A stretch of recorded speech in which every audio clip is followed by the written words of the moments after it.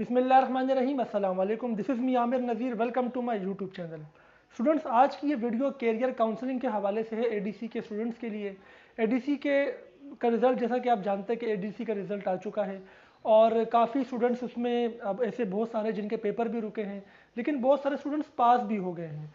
और बहुत सारे मुझे मैसेजेस आ रहे थे व्हाट्सअप पे भी और यूट्यूब पे भी, लोग कमेंट कर रहे थे कि सर एडीसी, मेरा एडीसी क्लियर हो गया, मुझे आप सजेस्ट करें कि मैं आगे कौन सी फील्ड लूँ, मैं कौन कौन सी फील्ड में एडमिशन ले सकता हूँ और मैं कौन कौन सी जॉब के लिए अप्लाई कर सकता हूँ। तो ये वीडियो बनाने का मकसद एडीसी के स्टूडेंट्स को गाइडेंस देना है जॉब के हवाले से और स्टडी के हवाले से, कि आगे वो कौन सी फील्ड में एडमिशन ले, कौन सी डिग्री में एडमिशन ले। और ऐसे भी स्टूडेंट है जो भी एडीसी पार्ट 2 के पेपर्स देंगे या जिनके पेपर रुक गए हैं, तो उनके लिए भी ये वीडियो इक्वली इंपॉर्टेंट है, क्योंकि पेपर देने के बाद जाहिर सी बात है उनको भी आगे जॉब करनी है या स्टडी करनी है, तो उनको भी ये वीडियो हेल्प करेगी। तो इस वीडियो को आप एंड तक ज़रूर देखिएगा। और अगर आप नए हैं हमारे इस चैनल पे और आपने अभी तक सब्सक्राइब भी नहीं किया है, हमारे इस चैनल को सब्सक्राइब भी करें और बेल आइकन को भी प्रेस कर दें, ताकि आपको हमारे आने वाली तमाम वीडियोज़ का नोटिफिकेशन मिल सके। सबसे पहले हम स्टडी के हवाले से बात करेंगे। देखिए, एडीसी की जो डिग्री है वो 14 ईयर्स ऑफ एजुकेशन है और कंप्लीट ग्रेजुएशन नहीं है, ये एसोसिएट ग्रेजुएशन है। एडीसी का मतलब होता है एसोसिएट डिग्री ऑफ कॉमर्स या associate degree in commerce. Associate का मतलब होता है कि जो कंप्लीट ना हो, जिसमें जो जो मतलब रेलेवेंट हो, जुड़ी हुई हो, मतलब रिलेटेड हो, लेकिन कंप्लीट ना हो, 100% ना हो। तो पहले तो आप ये माइंड अपना क्लियर कर लें कि ग्रेजुएशन आप ग्रेजुएट तब कहलाएंगे जब आप 16 ईयर्स ऑफ एजुकेशन हासिल कर लेंगे, यानी जब आप एडीसी के बाद मजीद 2 साल की कोई भी ऐसी डिग्री जो आपकी फील्ड से रिलेटेड हो वो हासिल कर लेंगे। अगर आप 16 ईयर्स ऑफ एजुकेशन आपकी रिक्वायरमेंट है, तो आपको एडीसी के बाद 2 साल की डिग्री हासिल करनी पड़ेगी। अब सवाल ये है कि सर हम कौन कौन सी फील्ड्स में अप्लाई कर सकते हैं, डिग्री कौन कौन सी हमें कर सकते हैं। आपके पास मेनली 2 फील्ड्स है जिसमें आप अप्लाई कर सकते हैं मजीद 2 साल की डिग्री के लिए, ठीक है। एक बीबीए है और दूसरा बीएस है। बीबीए का मतलब होता है बैचलर इन बिजनेस एडमिनिस्ट्रेशन और बीएस का मतलब होता है बैचलर ऑफ स्टडीज़। तो बेसिकली ये 2 आपके पास फील्ड्स हैं। बीएस में और बहुत सारी इलेक्टिव्स होते हैं, जैसे BS accounts and finance, BS banking and finance, BS जो है वो कॉमर्स, बीएस कॉमर्स, ठीक है ना। सिमिलरली बीबीए में भी आपको इलेक्टिव्स मिलते हैं, जैसे मार्केटिंग, ह्यूमन रिसोर्सेज, जैसे फाइनेंस, ठीक है ना, सप्लाई चेन, ये सारी चीज़ें आपको बीबीए के अंदर मिलती हैं। दोनों में फ़र्क ये होता है कि बीबीए थोड़ी सी प्रोफेशनली ज़्यादा एक्सेप्टेबल होती है, क्योंकि उसमें जो सब्जेक्ट्स होते हैं उसमें प्रोफेशनल बेसिकली जो लर्निंग है वो ज़्यादा होती है एज़ कम्पेयर टू बीएस। और बीएस में क्या होता है, एकेडमिक्स ज़्यादा होती है, यानी एकेडमिक जो जो एकेडमी रिलेटेड जो स्टफ़ होता है वो ज़्यादा पढ़ाया जाता है। प्रोफेशनल जो जो प्रैक्टिकल या प्रोफेशनल जो जो नॉलेज होती है वो थोड़ी कम होती है, ठीक है ना। ये दोनों में फ़र्क है, लेकिन दोनों ही आपस में दोनों डिग्रीज है वो इक्वल है, यानी दोनों कंप्लीट ग्रेजुएशन है, 16 ईयर्स ऑफ एजुकेशन है। तो अगर आपका एडीसी हो चुका है और आप बीबीए या बीएस करना चाह रहे हैं, तो आप बिल्कुल आप कर सकते हैं। अगर आपकी 45% एज है, आप अप्लाई कर सकते हैं। अब क्वेश्चन ये आता है, सर हम कहाँ से बीबीए या बीएस करें। देखिए, जो बीएस है ना, बीएस की डिग्री मोस्टली जो है वो गवर्नमेंट यूनिवर्सिटी करवाती है, ठीक है ना। अभी कुछ कॉलेजेस नॉमिनेट हुए हैं बीबीए और बीएस के लिए, तो हो सकता है अब कॉलेजेस में भी बीबीए और बीएस के प्रोग्राम शुरू हो जाए। लेकिन नॉर्मली जो बीएस होता है वो किसी यूनिवर्सिटी से, किसी गवर्नमेंट यूनिवर्सिटी से होता है, जैसे कराची यूनिवर्सिटी है, जैसे उर्दू यूनिवर्सिटी है। जैसे ही वहाँ पर एडमिशन आते हैं, आप 3rd ईयर में अप्लाई कर सकते हैं। मेरी बात याद रखिएगा, आपको 3rd ईयर में एडमिशन मिलेगा। आप बीबीए करें एडीसी के बाद या बीकॉम करें, आपको 3rd ईयर में एडमिशन मिलेगा। फर्स्ट ईयर और सेकंड ईयर उसका आपका एडीसी में काउंट हो चुका है, ठीक है। तो आपको 3rd year and 4th year पढ़ना है, उसके बाद आपको डिग्री दोबारा से मिलेगी बीएस की या बीबीए की। बहुत सारे स्टूडेंट्स ये क्वेश्चन करते हैं, सर क्या 4 ईयर ऑफ एजुकेशन करके ही हमें डिग्री मिलेगी, क्या बीबीए और बीएस करने के बाद ही हमें डिग्री मिलेगी। तो भाई डिग्री आपको 2 मिलेगी, एक आपको एडीसी की अलग डिग्री मिलेगी और आपको बीबीए बीएस की अलग डिग्री मिलेगी।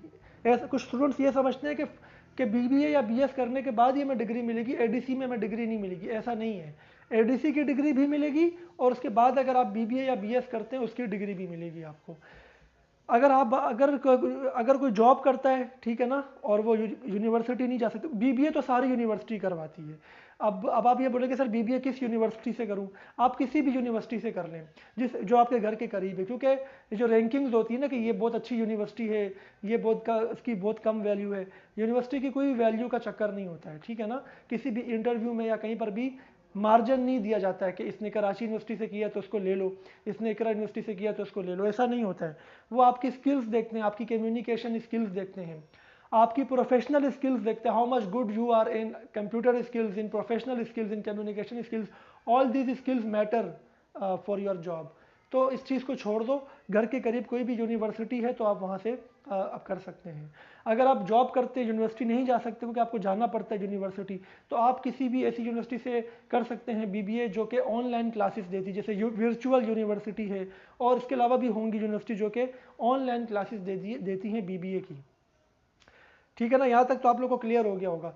अब हम जॉब्स की बात करते हैं कि किन किन जॉब्स के लिए हम अप्लाई कर सकते हैं। अगर किसी बंदे का माइंड है सीएसएस करने का, तो वो एडीसी करने के बाद सीएसएस में अप्लाई कर सकता है।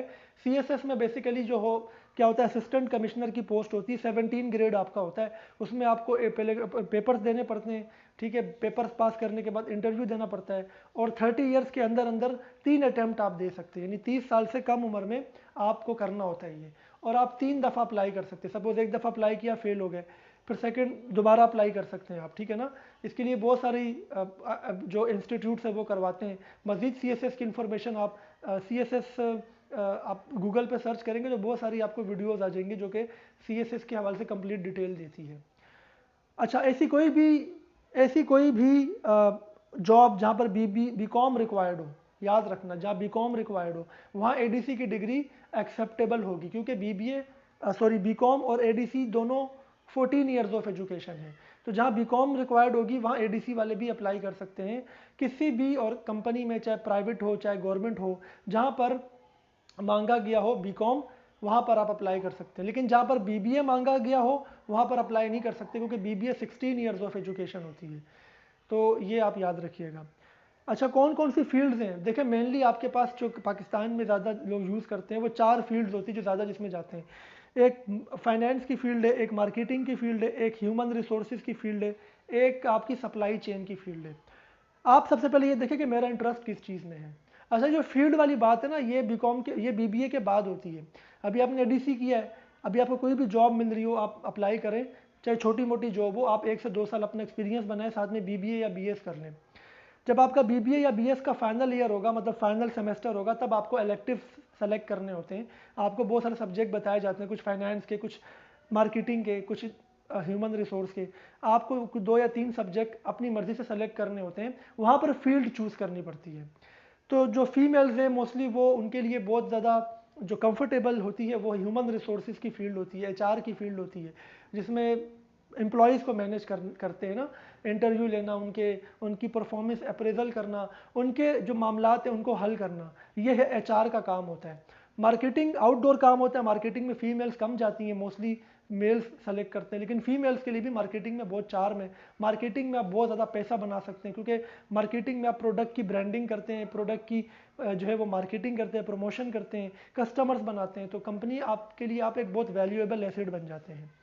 जो फाइनेंस की फील्ड है, मोस्टली वो स्टूडेंट्स जो कि अकाउंटिंग जिनको अच्छी लगती है, जिनको न्यूमेरिकल्स अच्छे लगते हैं, वो फाइनेंस की फील्ड चूज़ करें, उनके लिए फाइनेंस की फील्ड अच्छी है।